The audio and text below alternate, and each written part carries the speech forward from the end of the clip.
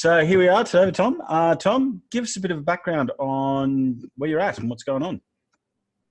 G'day. Well, thank you for having me.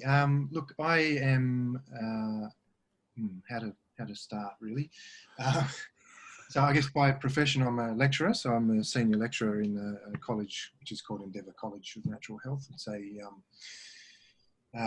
Australia's largest provider of complementary medicine education. So we have 6 campuses around the country. I'm the National E-Learning Specialist for our department, the Social Sciences Department. So I guess I've got a local role at Perth campus, and then I've got a national role in terms of helping manage the delivery of all of our online learning subjects around the country. Wow, that must be extremely, extremely busy right now with the land of COVID.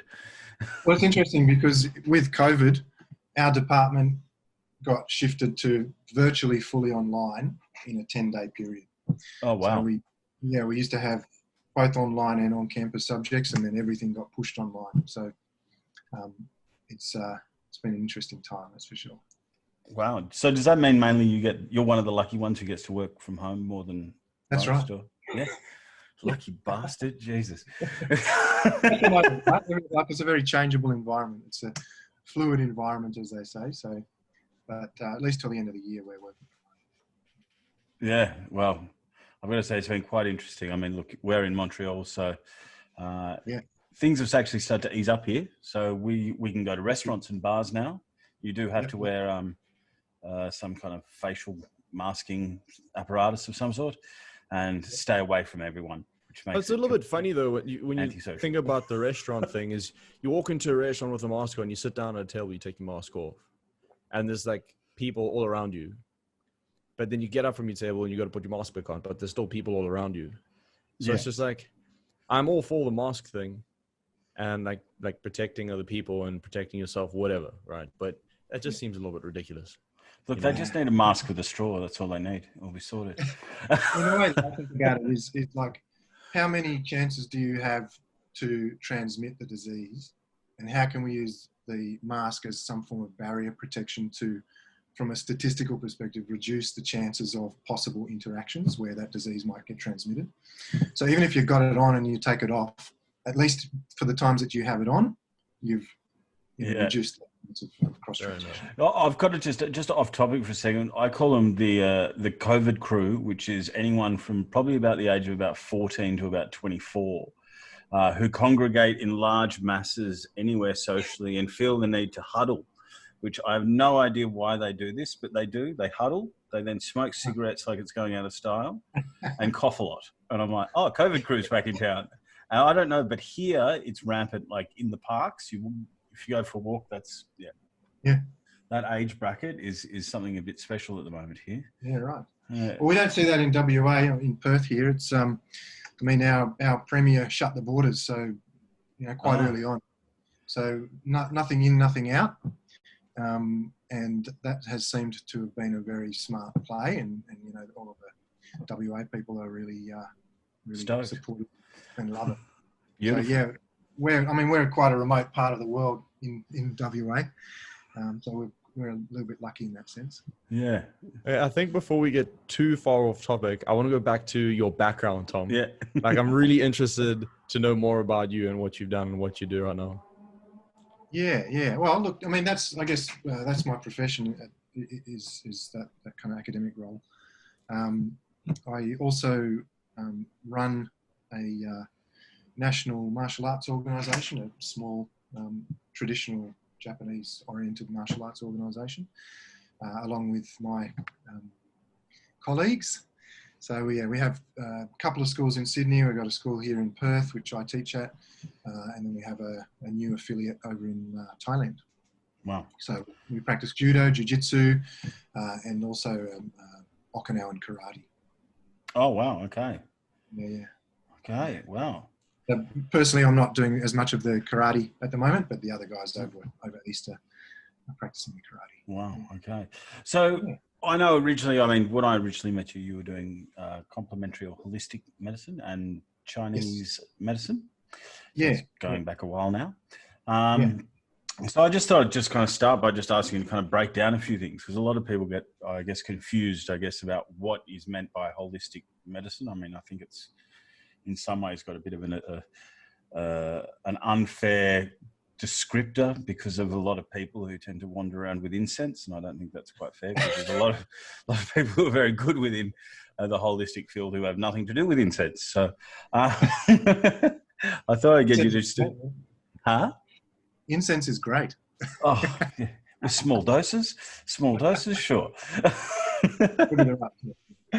But yeah, look, can you just break down, I guess, for people what is meant by complementary medicines and holistic medicines on the whole?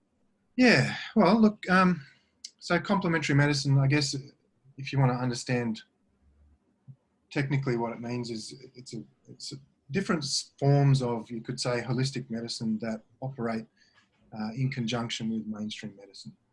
So they operate to complement the delivery of mainstream medicine. And that it's important to make that distinction, because there was this term alternative medicine, which was kind of big, I guess, maybe 15 or 20 years ago. It's maybe less used now. But the idea of alternative medicine is actually sets itself up, so forms of medicine that set themselves up in opposition to mainstream medical care. Yeah.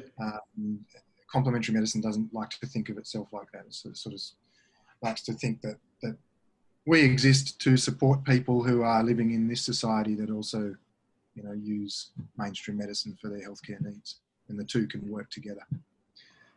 Yeah, so, it might include forms of medicine like Chinese medicine or naturopathy or nutritional medicine, chiropractic, osteopathy, those sorts of things. Okay. So I guess what I think about that kind of thing, because I know obviously things like chiropractors, osteos, they're my two that I go to. And I've never really because the other ones I've had some acupuncture done, which always I really like acupuncture. Yeah, I love it as well. A lot of people, well, I know a few people get scared completely by it, but I guess it's kind of, I've always been kind of curious, like the benefits of complementary medicine with Western medicine, because I know now there's more, like when I speak to my doctor, he's like, go see an osteo or a chiro or a physio or something to try and sort that out. Whereas prior, I remember when I was younger, I'd see a doctor and I'll like take an anti-inflammatory, take some, Panadol and rest for 4 days. And it was kind of like, that was what it was. So I'm just kind of curious as far as that development of the relationship, and I guess, is complementary medicine getting kind of, I guess, a bigger standing within the medical kind of fraternity? Yeah, I think it's changing, certainly changing over time. It's all really determined by the evidence, the evidence base. So Western medical practitioners will be, by and large, happy to support prescribing or directing people towards complementary medicine if there's a strong scientific evidence base for its use. So, forms of medicine like acupuncture, there's a strong growing evidence body to support its use for certain conditions. It's got endorsement by the World Health Organization, for instance. It's got endorsement in Australia by our federal health regulatory body, which is a body called APRA. And so, modalities like chiro, osteo, physio, Chinese medicine, so acupuncture and Chinese herbal medicine, they're all federally regulated, right? Which means that the government kind of recognises that they have some efficacy and value. And so they sort of take on the role to ensure that there's a good standard of education, there's a good standard of practice. If they thought that it was meaningless and useless and didn't have any kind of value to offer, then they would never bother. Yeah. Well, I mean, look, personally, from my experience, I did my L1, 2, 3, 4, and 5 all at the same time, which was horrendous. I would not recommend it. It's not a party trick anyone should undertake at any point in their life. And I was in Darwin at the time, and Darwin, as much as it is a town, it lacks certain things, and a spinal specialist is not what is kind of around. Yeah. I found a good doctor though, sports doctor, and he was like, look, you've got the choice. You can either go down south to Adelaide and see a surgeon who'll probably want to fuse a few things, or do physio for 6 months, And I did physio, did dry needling pretty much every day, well, 5 days a week. And I have to say, yeah, completely changed everything. I was amazed. I walked away and I was just like, okay, this actually really does work. It just, I just after every treatment, the way, it was kind of weird. It was like the way I walked and the whole way my kind of frame sat was completely different. I was like, oh, okay, no, this works. This actually really works well. So, yeah, it won me over. That's good. I was very proud. I was very happy. Because, like, yeah, and I need to distinguish between dry needling and acupuncture, right? So yeah. Acupuncturists will, some of them will get up in arms about the distinction between dry needling and acupuncture. They're obviously both sticking needles into the body, but acupuncture is based on Chinese medicine theory, which is quite different to kind of Western anatomical and physiological theory about the insertion of dry needles. Both can be used to treat musculoskeletal disorders and pain conditions. So I guess, yeah, from my perspective, being an acupuncturist, yeah, acupuncture could have been used to help you at that time. Yeah. It turns out that dry needling did the job too, and that's great. Yeah. But, you know, from that kind of biomedical perspective, when you stick needles into the body, you're kind of stimulating, you know, local circulation. You're stimulating the release of pain-killing chemicals in the body, feel-good chemicals. You're relaxing tight muscles. So you can imagine if you slipped discs, did you? Yeah, I did, and it literally looked like a car crash. And the thing is, it wasn't hit by a car. Don't know what happened, and they went in different directions. Ouch. So it was, just horrendous, to be honest. Horrible. Yeah. Horrible. And I guess the idea of sticking needles in around the, like, if you slip discs, the muscles are just going to seize up all around that area, right, in protection. Yeah. And so you're going to obviously have severe muscle spasm and pain. So putting in those needles is going to help to relax those muscles. It's going to help to reduce the pain. And then, you know, you're in a position where you can actually start to work with the discs themselves. Yeah. Themselves. Yeah. Yeah. Well, I mean, it allowed for exercises to start, which was just, you know, it's that thing, like, it allowed the physiotherapy to start, because without that, I was literally, I couldn't sit, I couldn't stand, I couldn't do anything. Yeah. I didn't even know you could end up like that, just doing nothing. I was really quite, What were you, surely you remember doing something that caused you to... Oh, look, I was riding a bike a lot. I was riding a bike a lot, and this is well off topic, but anyway, I was working with kids, and I was setting up a training program, a circus training program, with not me being the circus person, because I'm not, but setting up all the apparatus for the kids and for the trainers. And this is like, you got to mind you, this is like a 35-degree day, right? And I was like, my back's a bit niggly. I'm going to sit on something warm, which I've got this giant landing pad. So I'll go lie on that for a second and get some warmth into my back, because it's just like radiating heat. Did that, and I was like, oh, that's a bit better. Packed everything up, was driving a manual car, a ute, and then drove back. And by the time I got back to work, which was probably about 3 hours later, I had to ride home. And I got on my bike, and it was an experience. I'll put it like that. I got probably 2Ks into a 10K ride, and then was calling for help. And I was just like, I don't know what I've done. And then obviously got like a CT scan. And the doctor was so freaked out by the scan. He said, I need a second opinion. Put me in the waiting room. This is no joke. Said to the receptionist, he needs to see another doctor. Went into his office, locked his door. I went and saw the next doctor, like pretty upset at this point. And the next doctor's like really kind of like an aggressive, arrogant doctor. He was like, what are you here for, kind of thing. And I'm like, what do you mean? What am I here for? I've been here for 2 hours. I'm like, I just saw another doctor. You're the second opinion. And he was like, tried phoning the guy, and the guy wouldn't pick up his phone. And I was just like, what how bad is this news? Like, what happened? The doctor's in his office. He's got his pillow over his head. Yeah, it's like, you will not help. This is not bedside manner I need. my God.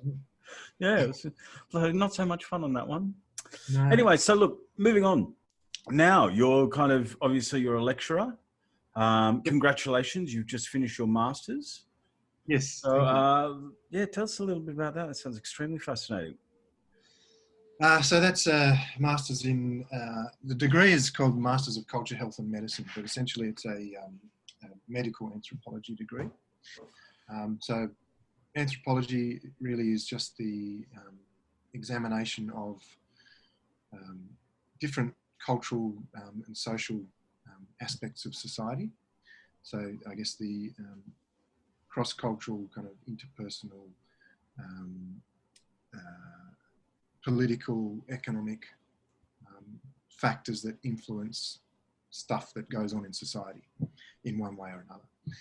So medical anthropology is then the kind of analysis of medicine as it's delivered around, around the country and around the world, in relation to those different factors. So what are the political factors that are influencing the delivery of medicine?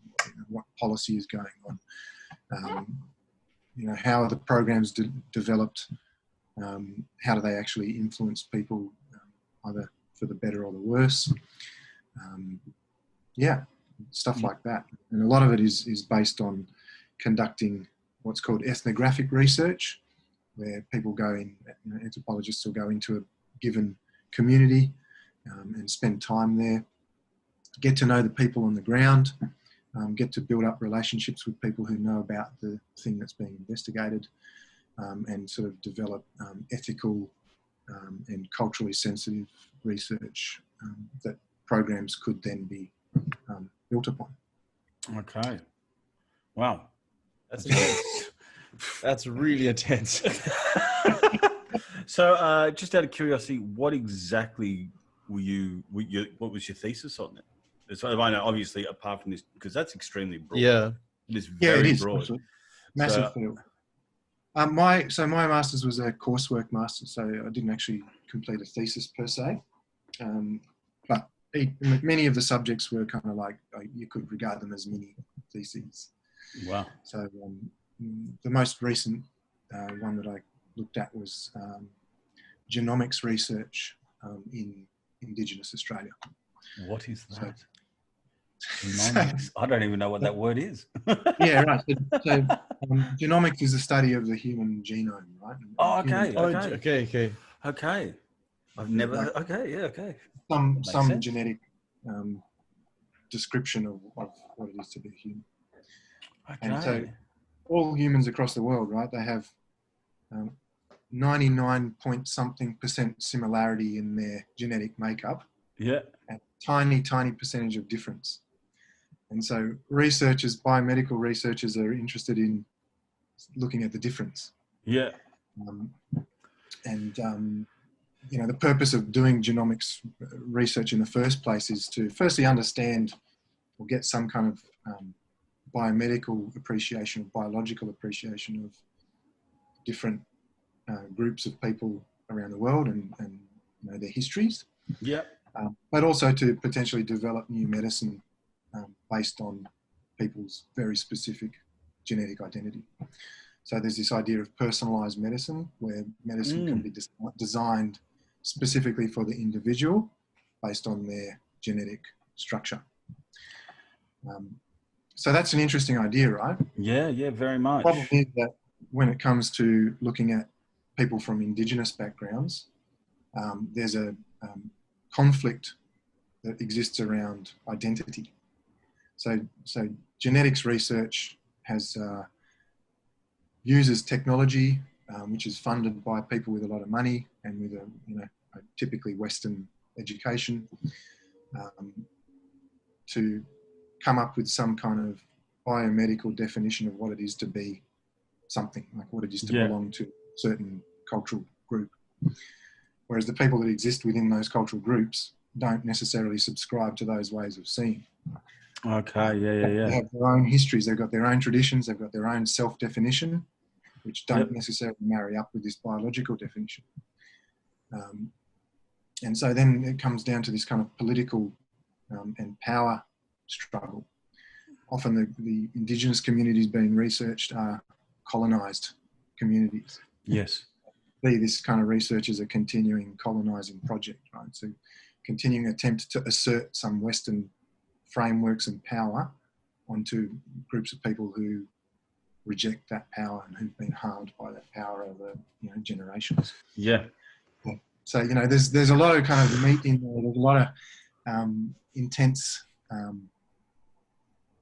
meaningful stuff to tease out.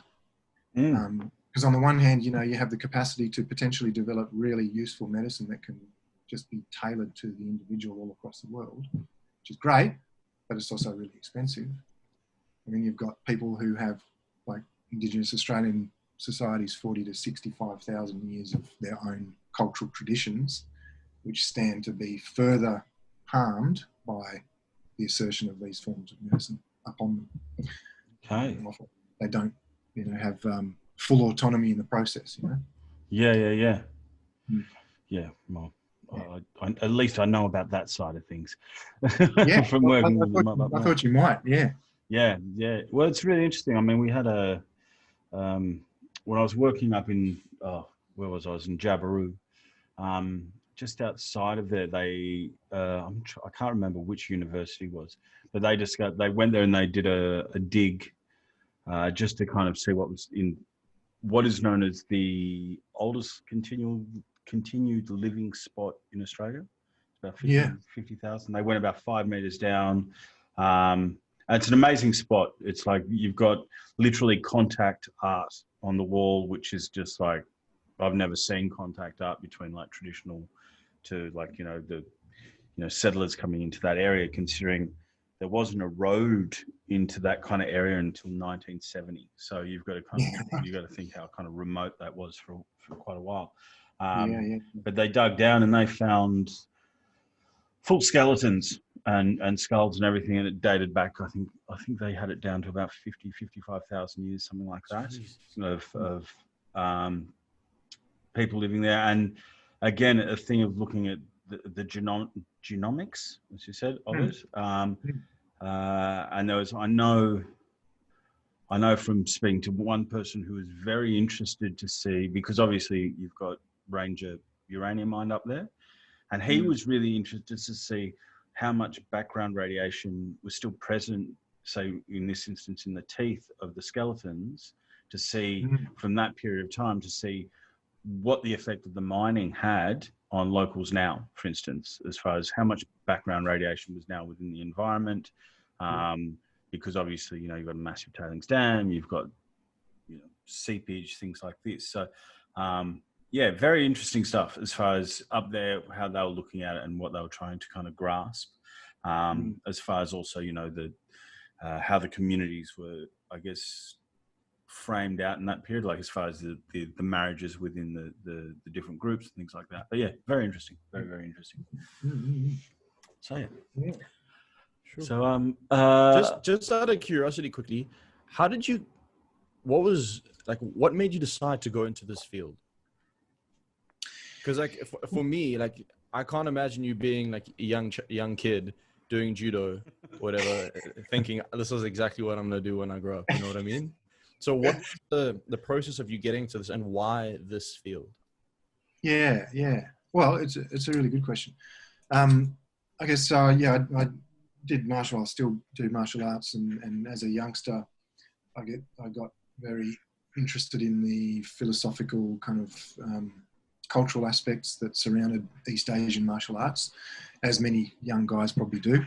I think the majority of male practitioners of martial arts, and probably quite a lot of female practitioners of Chinese medicine, have some kind of connection to martial arts.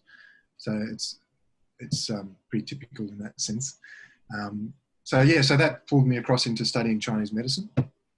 And so once I was practicing Chinese medicine, I realized what the state of the health industry was like in terms of the way that evidence influenced practice and influenced thought, the way that people think about reality in a way. And I came to realize that, yes, we are, as a society, heavily influenced by scientific research. Chinese medicine and holistic medical systems don't translate comfortably into reductionistic scientific medical frameworks because they are holistic. And so there's this tension that exists within a lot of scientific research and complementary medicine, where the two they're coming from different ways of seeing the world, and oftentimes that Western scientific view dominates and sort of suppresses the complementary ways of viewing, those holistic ways of viewing, and it can strongly that idea can strongly influence practitioners to regard the forms of medicine they practice as less than, biomedicine. That can be quite disempowering. So for me, I thought, well, I needed to understand that there are other ways of investigating phenomena, investigating reality, investigating the forms of medicine that I practice, and that kind of brought me across into the qualitative research arena as opposed to the quantitative research arena, where I started to look at the different ways of studying that could actually add validation to these medical systems. And so that kind of brought me to medical anthropology. And as soon as I was studying medical anthropology, I realized, well, actually the same can be said for mainstream Western medicine, and medical anthropologists are actually more interested in doing that too. You have scientific ways of capturing reality that are reduced down to kind of numbers, essentially. And then you have GPs in practice who are actually human beings who sit across from other human beings in social context, and they are faced with the exact same problems of having to translate statistical kind of findings into, context-based settings. It's quite interesting. Wow, it is really interesting. Jeepers. Yeah. Well, it's quite interesting now because just on what you were saying before is this kind of I guess this tailored aspect towards medicine and kind of things along those lines. Because obviously where we're coming from, I should say, from kind of health and fitness and things like that, what's actually starting to become more predominant, I guess, with people who did like Ancestry.com or those kind of things, and people are now actually giving their DNA and going, okay, well, what's happening? Like medically, what am I possibly prone to? And I see it now, especially where people are like, and I don't know if this has any validity or not, but people are saying, well, I need a diet that's going to allow me to lose weight. And the only way that this is going to, somebody's going, the only way it's going to do it is if you, give us a whole lot of DNA, and we will design a diet that is specific to your needs. And as far as it will tell us exactly what your body can handle and what you can't handle. And, which I find quite amazing, to be honest, because I just, I don't know if that's actually over-engineering, how you should be looking at a process like that. But it's kind of quite interesting as far as, this kind of next level of, I guess, health is kind of progressing, Yeah. I guess it's up to individuals to, and they always will make their own sort of decisions about how comfortable they feel with that sort of stuff. The problem that I see with this is around the idea of data sovereignty. So, you contribute your DNA to these companies and they then own your genetic data.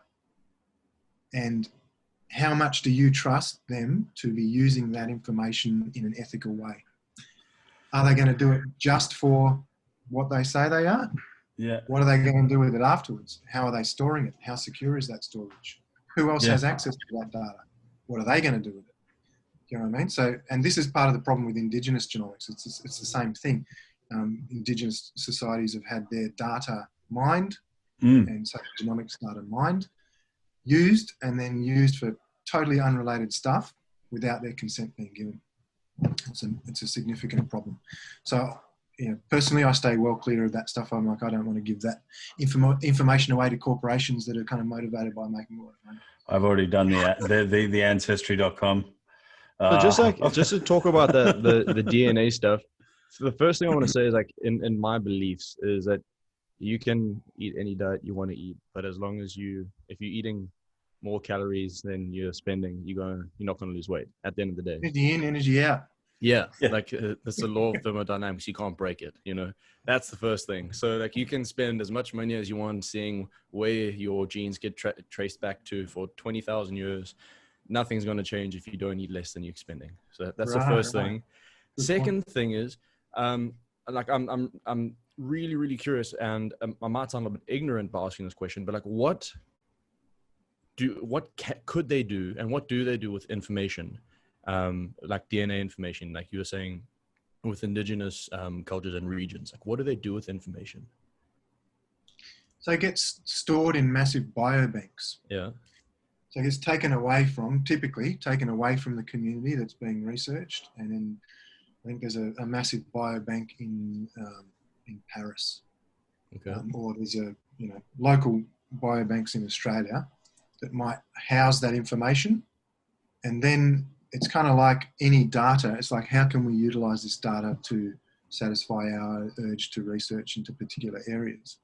And then, okay, if we want to do that, we need to get approval to do that, and then go through the kind of ethics approval processes.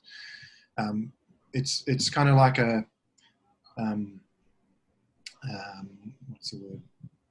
resource that could be used in all sorts of different ways. And the question is it used ethically? And is it used with the consent of the people who've actually given up their physical bodies, part of their physical body, right? Yeah. Mm. So do you know of any way where it has been used unethically, or like in any circumstance in the past or whatever? Yeah, I don't have the specifics to hand, but I know that with the original Human Genome Diversity Project that got launched in the 90s, that's the kind of massive international research project, that there were certain tribes in America, First Nations tribes in America, that had their data used for different purposes to what they'd given consent. They actually launched legal proceedings against the company. Took them to court. But in terms of the specifics, I couldn't tell you, I'm afraid. Yeah. It's just interesting because like our information's everywhere, like with social media and internet and banking, and like our information is out there everywhere. Maybe not like our specific DNA kind of stuff, but it's all there. I was just curious as to like, because I've never looked into it. Like, what can people do with information once they have it, and if they want to use it maliciously? You know what I mean? Well, it's the potential. Yeah. That's the thing. So what could it be used for in the future? That's the concern for me. I love it. I'm going to go with blind optimism and just say we're not fucked, right? Because I've already spat in the cup and given the cup, right? Oh, you have you? Okay. Well, no, because this is the thing. It was sent because I was naive. I was young, and somebody was like, you know what you can do? You can see who your long-distance cousin was. And I was like, sounds great. And then I did that. And I will say now, I guess, in terms of the morality of this, is there was that guy who was, he was kind of like a serious criminal and did some horrendous things, but he was caught because his DNA was on file through Ancestry.com or 23andMe or something like. It's something I've got a vague recollection of this, but yeah, they were like, oh yeah, well the data's there and we can see it, we can get hold of it. And it was just like, okay, so I just stay on the better side of good and don't do anything stupid because they've already got me. So just moving on. Also, you part of what you were doing from the communique we had before is you were looking also in biomedicine. Is that right? Yeah. Well, I guess genomics would be really the biomedicine. So biomedicine, just so we can clarify, biomedicine is more the Western side of medicine as far as of the way we look at it. Okay, yeah, so cool. It's biological medicine that is supported by scientific investigation, so controlled clinical trials and things like that. Okay. So it's the mainstream form of medical care, practiced by GPs, nursing profession specialists, used in the hospital system. Yeah. Nice. All right, that's good to know. It's actually interesting because when I spoke to you originally, I had to actually go do a whole lot of looking up. I was like, I don't know what any of this is. This is yeah, right. My ignorance was bliss there for a moment. Now I'm like, oh, it's good to actually know these things. Yeah. So I mean, again, it's just as far as this goes, just out of curiosity, as far as the traditional forms of medicine that have been used, I mean, are these, I guess when you look at medicine as a whole, a lot of it is derived from traditional sources like, nature and fungi here and a bark there. It's the only way I can probably very simplistically put it in a very bad way. Excuse me to the world. But I'm just curious, like, have any of the traditional indigenous forms of medicine now become more kind of mainstream in their use, or is it still, science just doing what science does of kind of poking and prodding and hoping they find something? Yeah. I know it's not like that. No. In medical anthropology, it's commonly thought about in political terms, in terms of, where does the power lie? Yeah. Certainly you would say that biomedicine and the biomedical framework in current times is the dominant form of medicine in society, has the most recognition, the most money associated with it, the most political support.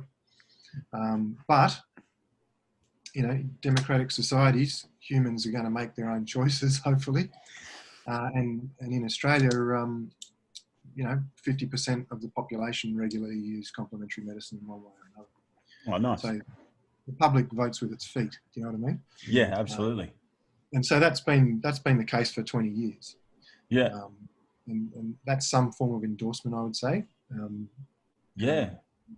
Hard science people will say that's misinformed people making, bad decisions.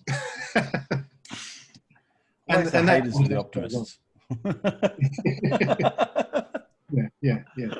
But there's this really relates to what your whole purpose is. There's an increase in health literacy. People are becoming more informed about what their options are. How to find good evidence and how to make informed decisions. And so they are deciding themselves from informed places to go for things that actually are more aligned to what their needs are. Yep. No, I'll agree with that. That's for sure. The older I get, the less I like putting kind of pharmaceuticals into my body, as it were. So, anything I can find that's,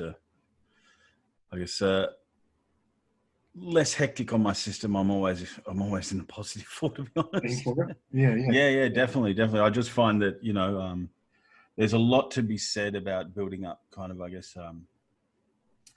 natural resilience to the stresses of life. I think, for what I know, I don't know for you, but I know growing up, it was always a case of like, oh, you've hurt yourself, have a Panadol. Oh, you've got a headache, have 3 Panadol. It was always kind of like, just give and eat and take something. It's like, and the older I get, I'm like, no, you're just going to kind of drink some more water and you'll be fine. Right.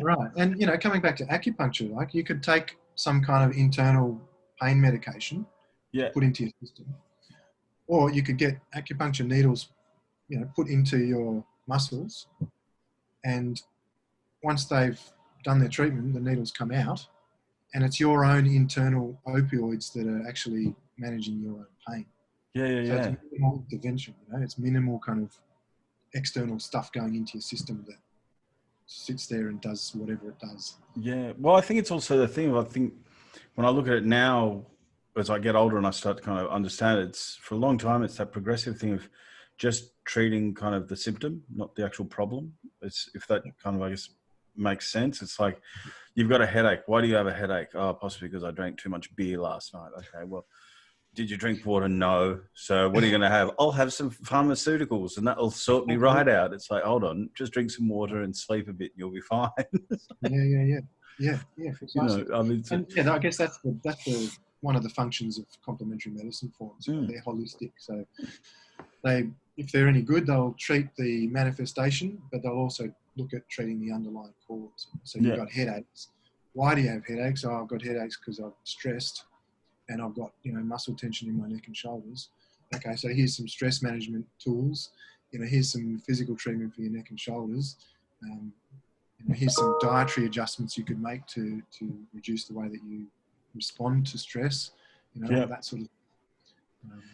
We would do in Chinese medicine. It's called a stems and branches treatment, like treating the root, treating the manifestation simultaneously. Yep. Yeah, it's holistic in that sense. Oh, I like it. It's also interesting. I mean, because we've probably been going about it a bit kind of randomly, but we've been trying different diets, right? Okay. Not for short periods of time. Some of them have been for long, extended periods of times of torment, as well as different physical programs, which again, very long, torturous. Some things do not work for a bigger guy, let me tell you. But what was quite interesting was I tried keto, just for something to try, and I had my first, solid conversation with my gut biome, which was like, if I remove all the sugar and white carbs and things like that from my diet, not only do I become super emotional for a period of time, which I didn't realize I could be that emotional or unhinged. I was kind of amazed that, hold on, there's a lot happening between my nutrition, what I eat, and my outward emotional kind of response. I didn't realize, it's probably naive in a certain way, but I didn't realize how much your gut biome, for instance, has this huge effect on, your emotional state, your level, how you handle stress, things like that. It was kind of, it was a lot of people have a very strong emotional connection with food. I know I do. Like if I'm feeling shit, I'm feeling poopy, I'm feeling in a bad mood, not feeling down, having a blue day. If I eat anything in the form of sugar, fat, salt, I'm immediately happy and I feel better. There's this emotional connection that I have with food. I know Joel has it with food. My wife has it with food. A lot of people do. It's one of those things. And just like on the diets, we did a no sugar week, no sugar, no added sugar, no honey, nothing. No fruit. For a whole week. It was horrific.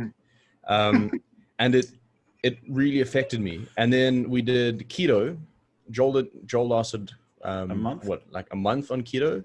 I got through, I think, 6 days. And I was like, I can't do this. So technically did not hit ketosis. I couldn't do it just because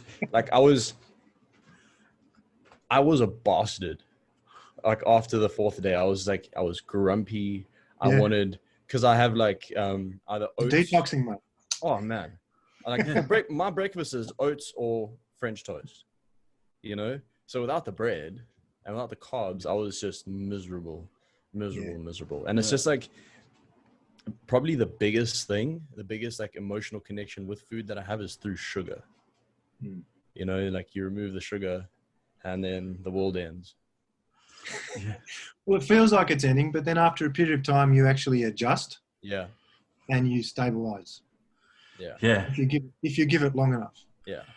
Yeah. So you're just going through the detox, right? Where it sucked. You're grumpy. Yeah. We go through, I feel like I'll eliminate sugar and I'll go through a detox. I'm like, fuck that. Come back in, eat some sugar. And it's a constant stage of detox and feeling like poop. And I'm never actually getting over that little hump, Yeah. Yeah. So a challenge would be to do it for a year. Oh.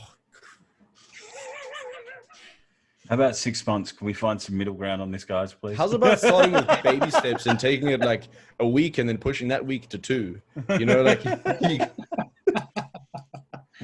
You talk. Yeah. How is your diet, out of curiosity, Tom? It's not bad. It's variable. I kind of like to try and eat clean through the week and then relax on the weekend. Yeah. Can you define clean? Yeah, that's the thing. There's so many. If you ask 10 different people what is eating clean, you'll get 10 different answers. Yeah. I guess just fresh fruit and vegetable, lean meat. Minimal carbs. lots of water, you know, minimal sugar, minimal junk food, you know, ideally none. The thing for me is with a lot of these sorts of things, if you're too strict with what you're doing, there's a risk that you develop a really rigid mindset, and your attitude towards dietary changing can strongly influence your experience. So that's what I found myself, and that's what I've seen, you know, countless times in other people. So I'm so strictly adhering to this diet, and I'm miserable in the process because I'm not going to allow myself the sort of flexibility that I might otherwise really naturally need. So that tends to be the philosophy that I take. It's like, I'll try and eat clean during the week because it's good for me, and I'll just relax on the weekend, and I'll just carry it lightly, if that makes sense. Yeah, that's pretty good. I've got to say, when I gave up sugar, the definitely less head noise. I didn't realize like how much head noise is just from excess energy, I guess, pent up. Even though I go to the gym and I'm walking a lot, there's still a lot kind of rumbling around in there. But easy mind. Yeah, it's kind of like it's also that thing of it's kind of interesting, like focus, right? It's like, do you have the ability to sit and look at one thing, one task, and go from start to finish? Or are you like me, you start a task and then start 20 others, and 3 weeks later finish the first, right? It's kind of, it's a very roundabout way to do things, I have to say. But I did find, sorry, go on. You don't want to put all of that on sugar's back, though. I mean, certainly that would be a part of it, but I think technology has a big part to play in that. You know, there's so much technology going around that's just dragging our attention in every direction, and there's so much access to information that, you know, we've got tiny attention spans compared with what we used to have. We want information in small chunks, so that if we have to do a long task or a task that requires a lot of work, if we have heavy technology use, then it's a lot more challenging these days than it might have used to. Yeah, well, I think honestly, and I know it is myself. If I go for a period where I don't have screens and I'm just reading, I slow down. Like mentally, I slow down, not in a bad way. I just slow and I can read. When everything's happening, I start to develop a hatred toward reading things. Like it's the process of being slow enough to read something. It's like it's a very strange relationship. But I've noticed it recently when I tried to sit down and read something, and I was like, I've got like 2 pages in me, and I'm out. I'm done. It's like, is there a YouTube on this? Is there a video? Somebody, I need a summary. Well, it's consumption, right? Like you're consuming. You sit and watch a YouTube video. You don't have to do anything. You sit back and it gets delivered to you. If you got to go read something, you have to concentrate. You have to make the effort, and if you're not trained to do that, then it's harder than it would be than if you were trained to do it. It's like physical fitness, you know. Yeah. One push-up sucks if you never do push-ups, but if you always do push-ups, it's easy. Yeah. I had that experience the other day. I'm an avid reader. I read a lot of stuff, but the stuff I read is mainly like fantasy books. Right. So I'm all in the fantasy genre, dragons, magic, sword fighting, like epic. That's the type of shit I read. Right. Yo, what were you going to say? I was just going to say, it's not mentally taxing. I can read that stuff. No, but the thing is, like, it's not mentally taxing. It's like watching a film in your head. You may as well just have popcorn and a book, and you're done. That's it. There's no depth with that. There is a lot of depth. Anyway,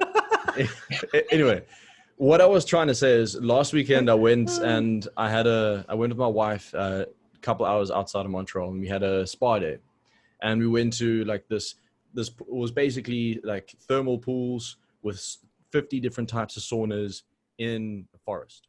You know, it was really hard awesome. life. You know, we spent 6 hours in this place, like in a hot thermal bath, in an ice cold pool, into a sauna, into another ice cold pool, like just like rotating it. And I lay down in a hammock, and I was just lying there looking up through the trees at the sky. And I didn't have my phone the whole day. I didn't have a book. I didn't have anything. And it was the first time maybe this year, and I'm not over exaggerating at all. Like the first time this year that I'd actually slowed down, you know, because my mind is always, I'm exactly like Joel. My mind is racing 1,000 miles per hour. I start a task, think about the next task that I have to do, get like the mildest sort of itch that I have to start the next task. So I'll leave the one I started, do the next one. And it's like a train, and it happens. And then I come back to the first one like a week later and I finish that first one. Yeah. But just without that book, I mean, without a book, without technology, without anything to consume and just my thoughts, I actually felt like my thoughts slow. And I was like, this is really nice. You know, this is like really peaceful. Like it's taking myself out of like the fast paced world we live in today and just putting myself in a forest.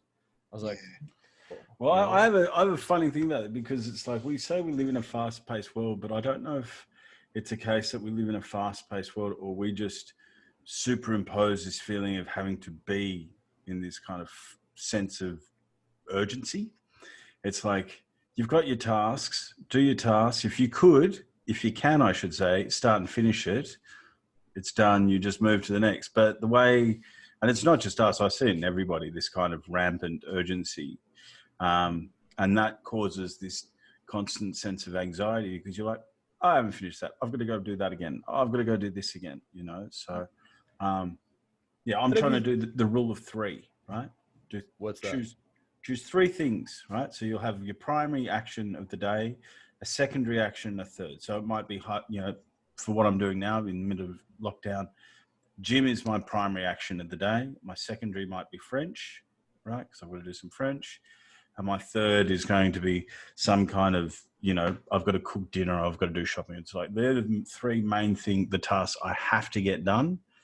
And then outside of that, okay, get that done, and then look at the what time I have left, and then I can do something else. But it's like, try and set 3 tasks a day and just be happy that you can get those done. Because it's, you know, you go to the gym, it's like 3 hours later, you come back and you're like, wow, that took a lot longer than I thought it was going to do. It's like, well, I walked there, I did the gym, I walked back. It's like, oh, okay. You know, so as opposed to, I'm going to do French art, I'm going to read the paper, I'm going to write an essay, I'm going to go to the gym, and I'm going to come back and do shopping, do the laundry. It's like, no, you're not. No, you're not. What you're going to do is you're going to go to the gym. And if you're lucky, you'll do the shopping. That's good. Yeah. Cut through it a bit. It's nice. Yeah. So I guess that kind of segues nicely into our last area of your expertise, which is judo and jiu-jitsu, because obviously through martial arts, it's a thing of practice and focus. So how old were you when you started? It was 15 when I started. Yeah. Okay. And did you do, what particular style were you doing at that point? Well, look, I've stayed with the same style the whole time. I walked into the dojo, which was around the corner from me where I lived as a kid, in Epping in Sydney. And they offered judo, jiu-jitsu and karate. And I wanted to do jiu-jitsu for some reason. I don't know why, I just wanted to. Ninja films. The teacher at the time, he's now my colleague, and we run this organisation together. Oh, wow.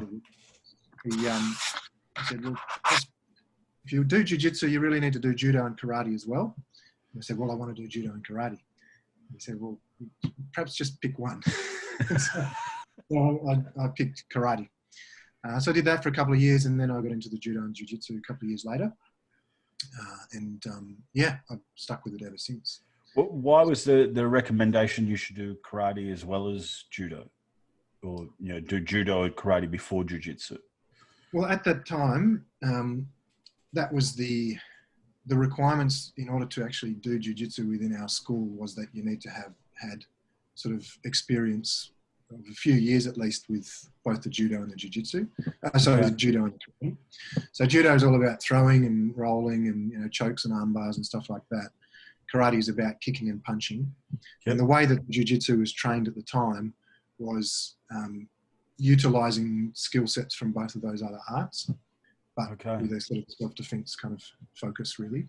So, defending against people who are trying to choke you or put you in headlocks or, attack you with weapons and stuff like that.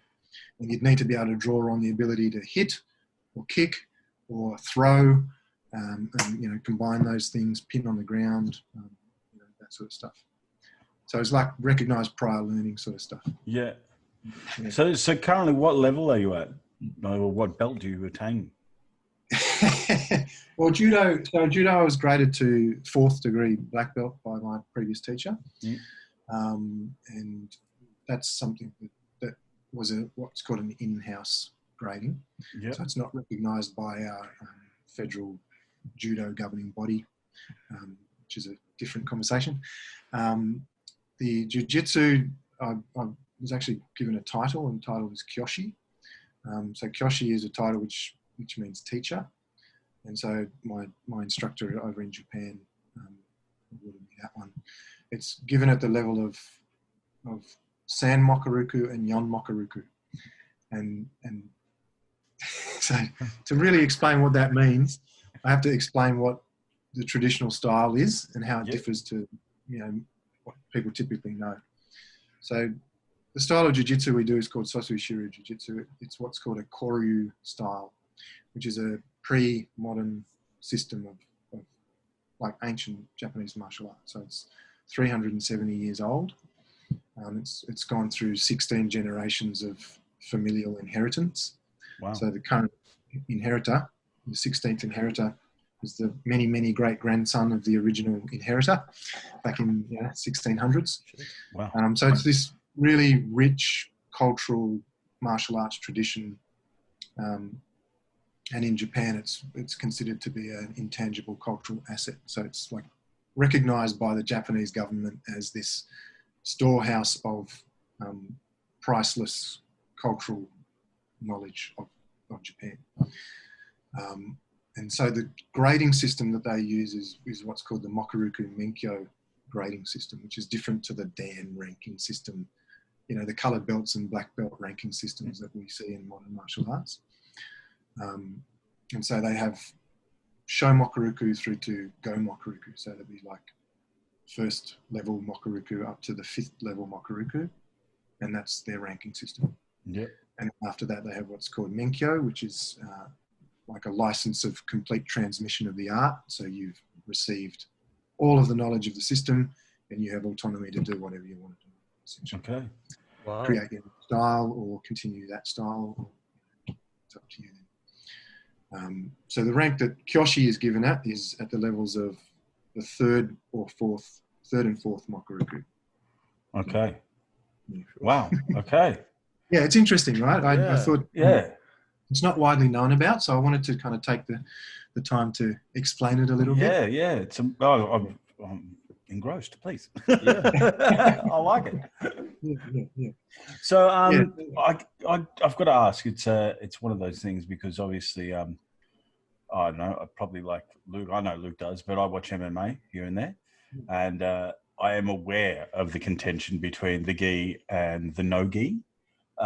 Which when I first heard, I was like, why is this an issue? It's like, you're wearing a jumper, you're wearing a t-shirt. I was like, hold on, I missed something here. So what style? Gi or no gi? What's going on? So judo is in the gi, of course. And there's a lot of techniques developed off the use of the gi and grips on the gi. Our jiu-jitsu style is... we train in the gi, but the training, it's not sport oriented. So MMA is obviously a sport, it carries rules and so forth. The jiu-jitsu that we do is, if you can imagine, like put yourself back in late 1600s Japan and you're like a samurai working for your provincial lord. Yeah. Right? What would I need to be doing here? How would I be using these skills? Yeah. And I'd be walking around in my kimono, my hakama with my swords sort of thing. Yeah. That's how I'd be operating in the street. So the techniques are built off that kind of reality. Off that framework, yeah. So there are some grips on the gi, but there are some grips on the human anatomy. And obviously focuses aren't really about kind of getting into a tussle like you see in MMA and clinching up and trying to throw and then control on the ground and submit or finish with strikes or something like that. Yeah. The purposes of training, they're quite varied if you think back historically. So one purpose would be like to defend against somebody who just randomly attacks you, right? So that'd be the self-defense aspect of it. Then there'd be other elements like weapons retention techniques. Someone's trying to take your weapon away. How do you stop them and defend against that scenario? Or how do you defend against somebody who's actually using their weapons against you? And then there are techniques like, restraint and removal kind of techniques, pinning techniques, how to pin somebody in the ground to give yourself time to draw your sword and cut their carotid artery, stuff like that. That escalated quickly. It's like, and it's very sobering, right? Because it's not about sport and competition. It's much more primal in one way. So, as far as goes, what I guess has influenced you more? Has it been judo or jiu-jitsu? As far as that side of things. It's hard to really tease that out. Both in their own way. Yeah, because with the judo, I guess was it more sports orientated when you were doing it originally, or is it? Yeah, I'm just curious because obviously you've got sports judo these days. Yeah. So judo is really interesting. It's commonly known as a sport, right? It's an Olympic sport. The majority of people practice it as a sport. The way that I learnt it was as a martial art, and really as a form of what we call Budo, which is kind of like a practice of self-improvement, you could put it like that. Okay. That's always been the orientation that my upbringing was, and that I kind of am comfortable with these days. So we're focused really on how to face discomfort, really, and how to learn to operate with discomfort. So we're not necessarily interested in competition, although if guys want to compete, then we'll make it happen.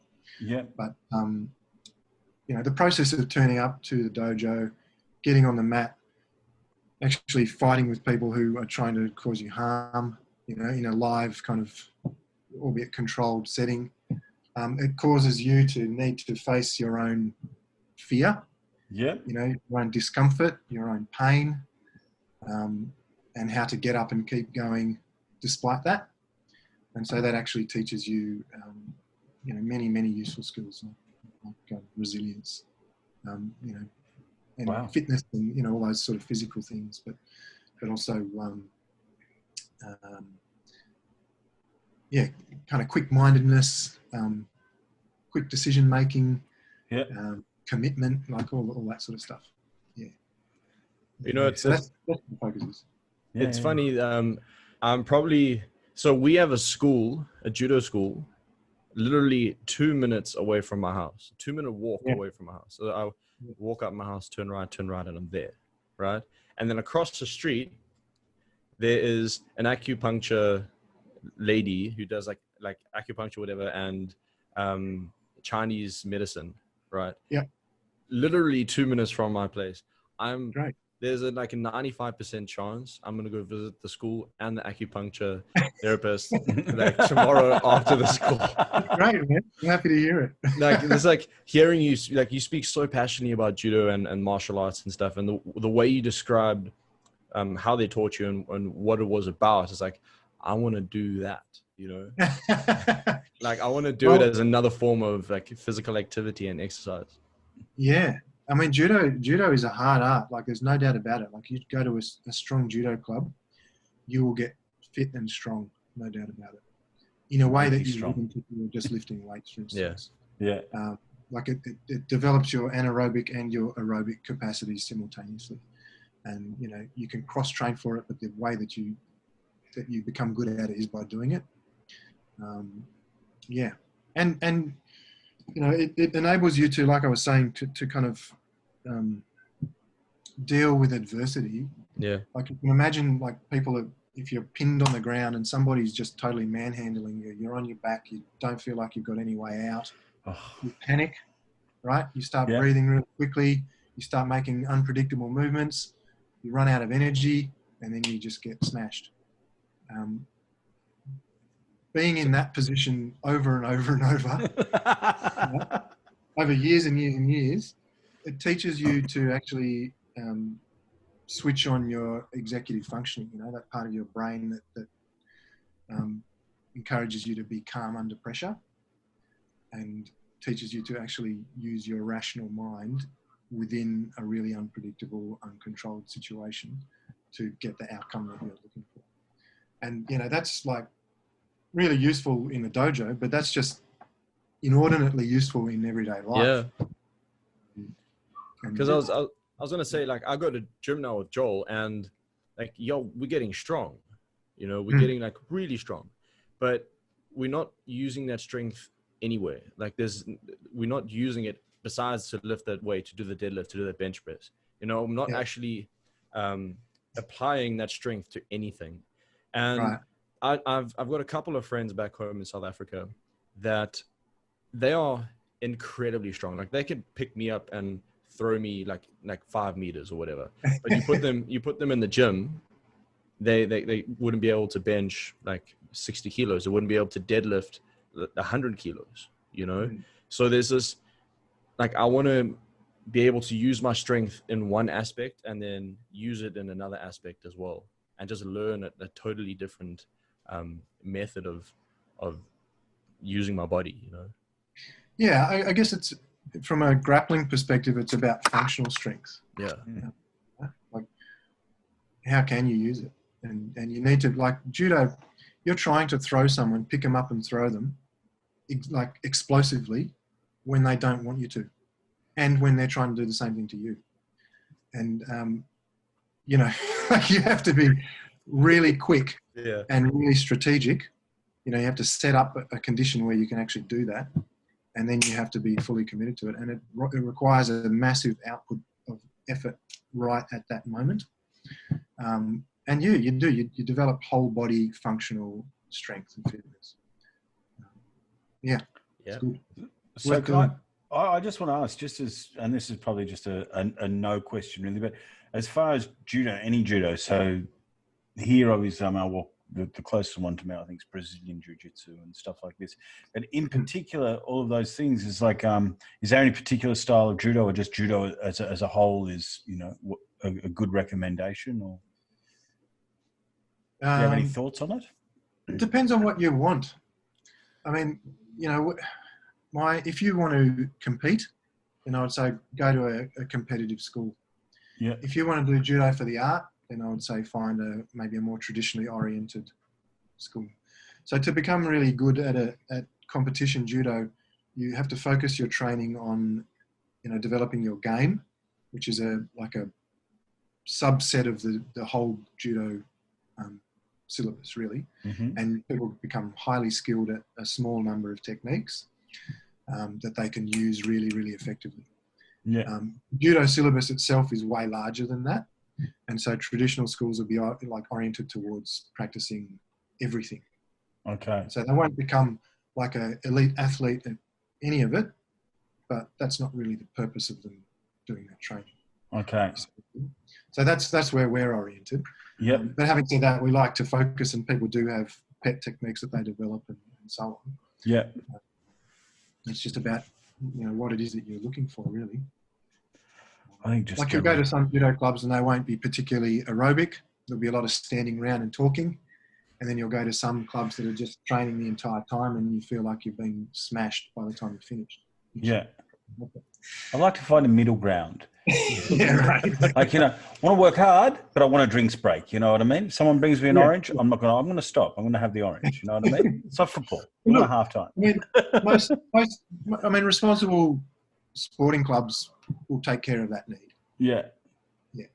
Yeah. So you were talking about like being like really being like faced with adversity, like you'll be pinned on the ground while doing jiu-jitsu and everything. And you said it's like it can be really mentally taxing. What was the most difficult thing that you found while learning like judo and jiu-jitsu and stuff? Well, so our headquarters school, our head school is in Fukuoka, right, which is in southern Japan. And in 2006, I went and stayed there and trained daily for a period of time. And there was a fellow who became a friend of ours who was from that school. He came and stayed with us in Sydney beforehand, and he was training with us then. So he became a friend of mine. I went back there, and he knew me, and he knew my judo. And so the first session I got on the mat, he came up to me and he said, "Hey, Tom, I've told all of the guys what your best technique is. And I've also told them to choke you out so that you pass out and you wet your pants or crap your pants." What? Are you serious? And so he just totally put the fear of God into me, right? And so I stepped onto the mat every session thinking this is going to be war. All of these guys know my best techniques and they're all out to get me. And so like every class before training, the last thing I did before training was I went to the bathroom. Mm-hmm. And because I was like, so I'm serious. I swore to myself, at least if I get choked out, I'm not going to wet my pants. And that was my mindset, right? And so I'd get on the mat and I would just have to go to war. And luckily they didn't choke me out, but it gave me a certain commitment, let's say. Taught me that is harsh. Shit. That is so. Someone comes up and goes, not only going to choke you out, but hopefully in the light of day, you might wet yourself as well. Great. Thank you. Friends. While you're unconscious. Oh, wow. Okay. All right. Well, I guess that leads on to the next one. So what have been kind of, I guess, your happiest moments and your highest achievements while undertaking this life-threatening kind of challenge? Look, he was probably just putting the fear of God into me. Like the guys there, they look after you. They've got such a high level of skill that they play to just above your level. Oh, so, wow. Usually. So they don't actually, it's a really good learning experience every time you go. And the technique is so strong that they actually don't need to cause harm, if that makes sense. They can do really clean technique. So he was probably just trying to put the fear of God into me, I'd say. Definitely worked. Yeah. Oh, yeah. But sorry, so happiest moments, I guess, well, becoming the representative of our jiu-jitsu art in Australia is like a huge, huge achievement. I mean, the Sosuishi-ryu, like I was saying, it's a 350-year-old priceless cultural tradition. And in, was it 2017, I became the representative, along with Peter Williams, of that art in Australia. Yeah, that's a huge honour, huge responsibility. Yeah, that'll be it. And do you compete? No, it's never been much of our MO. We've always sort of tended to take that more traditional perspective. That's awesome, man. So you were talking a little bit about it with us before we start this podcast about your school. It's called Kumataka, right? Kumataka Dojos, yeah. Yes, yeah. I didn't mess it up. Just tell us, tell us and everyone listening about it. So yeah, there's 3 schools in Australia. We've got 2 in Sydney, in Epping and St George, and then mine here in Perth in Bayswater. And so it's a nationally registered not-for-profit, essentially, that we run. We've got a relatively new affiliate school in Bangkok, just outside Bangkok in Thailand as well. So yeah, we do judo, jiu-jitsu. The guys in Sydney also do an Okinawan form of karate. So, we'll typically go every year or every second year across to Japan and do training and take our students over. And then sometimes the teachers will come across and we'll host them over here as well. Nice. That's awesome. Yeah. That's lovely. That's so cool, man. Yeah. Oh, just on a side note, how's your Japanese going? Skoshi. As good as my French. It gets better every trip. I'll put it like that. Brilliant. I know how to say, I'm sorry, I don't understand. Oh, that's pretty good. The other one is, where's the toilet? That's all. Absolutely. Classic things you need with survival language. So I guess this brings us pretty much to the end of this wonderful conversation, except I think Luke has got about 10 quick fire questions, which you might reduce down to 5 or 10. Quick 10 questions. First thing, this is going to prove your level of decision making under fire, I guess.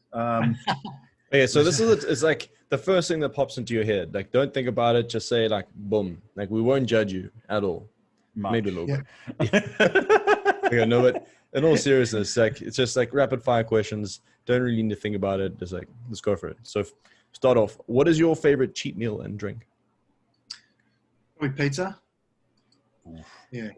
What's your procrastination station? So like, if you really focus on something, what is the thing that'll stop you dead in your tracks and take you completely off task? It's probably curiosity for, an idea will come to my head. I'll have a question about something and I'll just need to go and find out what the answer is. Yes. Yes, I know that all too well. Best way to relax? I like Japanese onsen, the Japanese bathhouses. Yes. When I go to Japan, that's a massive thing on my list. It's like, get to the bathhouse. I'm actually going to Japan next year in March, so I might visit one of those things. I'm really excited. Oh. Go to more than one. I will definitely. Okay, your least favorite form of exercise? Probably ball sports. Footy or something. Can understand that. Your most favorite form? I'm assuming it's judo or jiu-jitsu. I could be wrong. Yeah, judo and jiu-jitsu. Yeah, for sure. Yeah. Now, what is the best piece of advice you've been given regarding maintaining your health? It's probably to thine own self be true. Oh, I need to write that down. I'm definitely going to quote you on that. It's from Hamlet, right? From Shakespeare. So I'll just pretend that you said that. I can't claim that one, but no, I mean, really, like, being in the health industry, you're around so many different ideas and approaches over time. And at the end of the day, like, you look at them and you try them over years. At the end of the day, it's like, how do I respond to the things that I'm doing?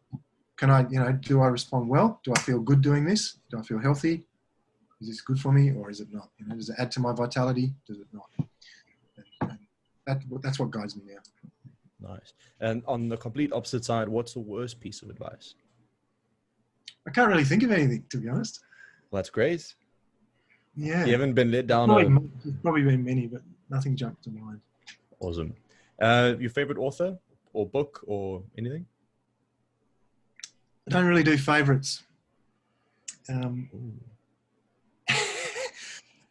rereading the Earthsea Chronicles. You might know Ursula Le Guin. Oh, Ursula Le Guin. Yeah. Classic. Yeah. There's 4. Originally it was the trilogy, but now there's 4. Why didn't you read those, Joel? Sorry? Why didn't you read those? I've read them. Why don't you reread them? Because I've found something else to read, and that's my procrastination station at the moment. Do you have a favorite film? I've probably got a favorite director. So that would be David Lynch. Oh, okay. So in terms of a film, I wouldn't have a favorite, but Lost Highway, Mulholland Drive, Blue Velvet, Twin Peaks. Nice. Yeah. And then the most important question that we would probably ask you the whole night: what is your favorite podcast? It'd be Caveman Condition. Oh yes. I'm waiting for the one who goes, no, true crime. Bastard. So look, thank you so much for giving us the time. Absolutely. It's been actually truly informative. There's heaps I've learned that It's been a bit of a whirlwind, hasn't it? We've covered a lot of topics. Yeah. But it's fun. It's nice. It keeps things interesting, and it's nice to actually have the option to discover new things, to be honest. Yeah. Well, I've appreciated it. Thank you very much. Yeah. So last thing, do you have Twitter, Facebook, anything like that? Yeah, we're on Facebook, Instagram. Yep.